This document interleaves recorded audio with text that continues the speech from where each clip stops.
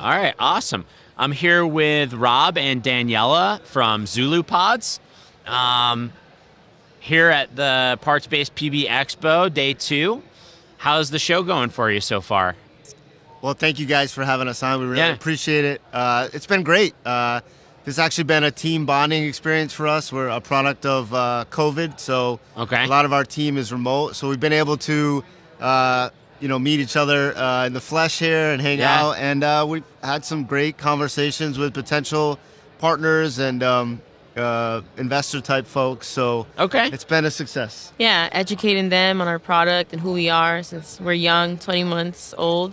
It's been fun. Cool. Well, educate us on your company and what you're all about. Yeah, so I can talk to it. Okay. So Zulu Pods is we're creating this simple lubrication system. So it started with, we have experience in the aerospace field, Rob and I. I worked with, internals of the engine, and then eventually the outside design of the lubrication system. At that point, it was like Rob was working on smaller engines, and we came at this crossroads where we're like, they're trying to shrink these big parts into a smaller engine where it only needs to last an hour or 15 minutes because their missions are shorter. So we're like, instead of bringing oil from the outside in, why don't we bring it from the inside out and get rid of the tank, the pump, the tubes, and this is what the product is now. It's a handheld lubrication system, all-inclusive of a pump, a tank, and it delivers oil to the bearing. Very cool. All right. And so how long did it take you to come up with this idea and actually end up with a design like this? So this little guy here, we call this Z-Pod 2.0. Our early prototypes were analogous to the Tide Pod for the jet engine. So they were literally oil in little plastic pods. But this actually, it's probably taken us 4 or 5 months to come up with this, near product design. We've got some validation work we need to do this year, but we're looking forward to some actual engine testing 4th quarter this year. Okay, very cool. And so what's like the target type of aircraft or engines that you're looking for this to be installed in? Yeah, it's a great question. So like Daniella talked about, there are some small turbojets that last 15 minutes, half an hour, an hour. Those often power things like defensive cruise missiles or swarm drone or autonomous vehicles. So that's our kind of a beachhead customer, and this is our beachhead product. But what we're really doing is reimagining the lubrication system through this idea of a decentralized lubrication system, and that has applications in many different sectors. There's this problem or a phenomenon that is called loss of lubrication that can happen in any mechanical system.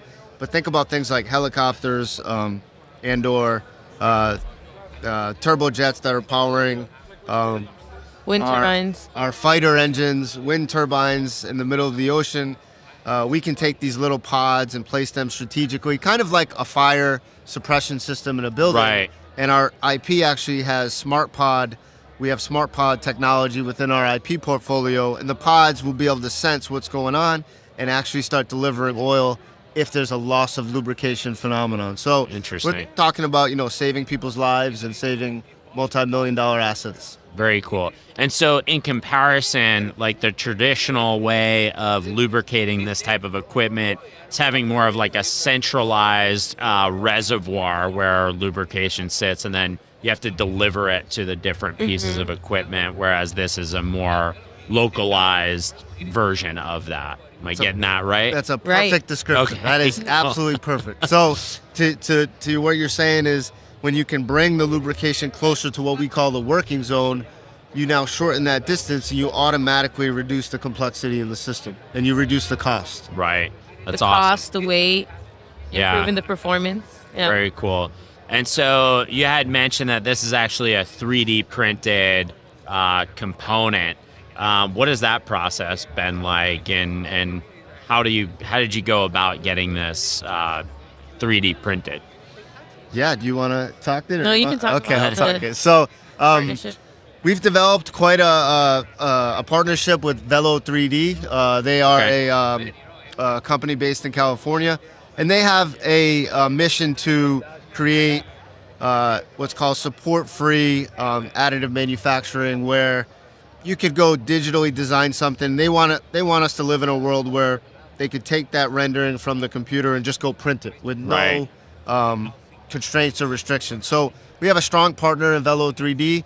Some of us on the team have some additive manufacturing experience from our past lives. Okay. And we're working with the Velo team, and there's some internal features you can't see in here, but we've printed now a bunch of pods with a lot of success in terms of being able to build them and remove powder.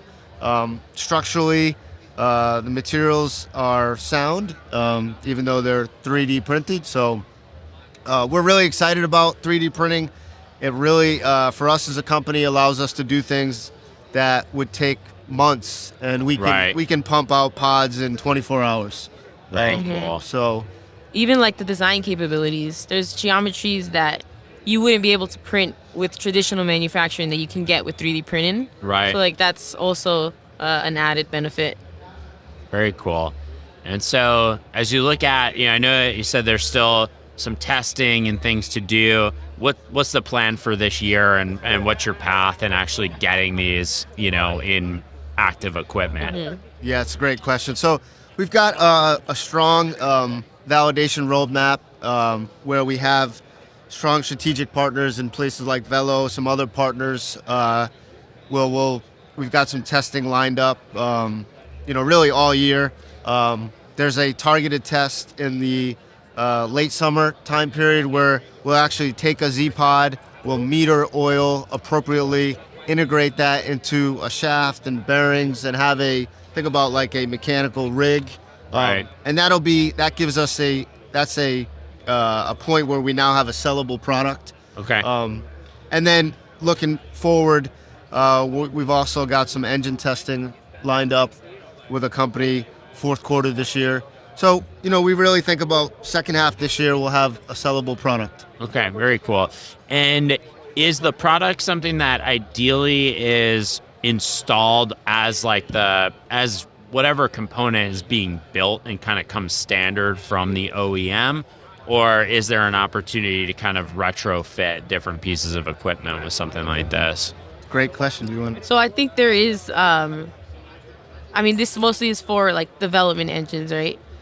And I think you could speak more to the retrofit. Sure. Yeah. So there's a couple you can think about. If you were designing a brand new engine, a paper engine, it's commonly called, we would go integrate this from day one. Right. The nice thing though about what we're doing is that there's also an opportunity to retrofit existing product lines. So think about early in a engine's contract life.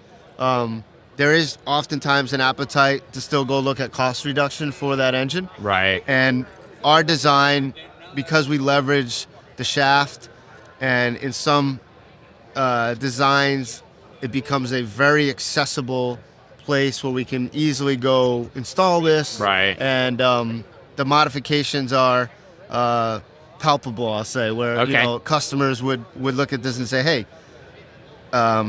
I think we could go modify this engine, not destroy it, type of thing where it has to be totally redesigned. Right. And they get significant cost and weight and performance increases as a result of that. So we can play in the new engine world, the development engine world, like Daniella said, or we can go retrofit existing product lines. Very cool. Well, it's exciting. Really cool it's really stuff. Exciting. Yeah. Yeah. Yeah. Very cool. Anything else you want to add? I guess where can people find you and learn more about your product? Yeah, so www.zulupods.com. You could come find us there. You could find us on LinkedIn, Daniella Sladen, Rob Sladen.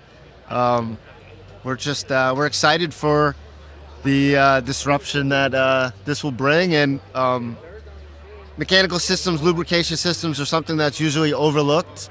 Right. And, we look at that as an opportunity. Yeah. Awesome. Well, thanks for stopping by. It was great meeting you, and best of luck with everything this year. Thank you guys so much for having us. Yeah, thanks.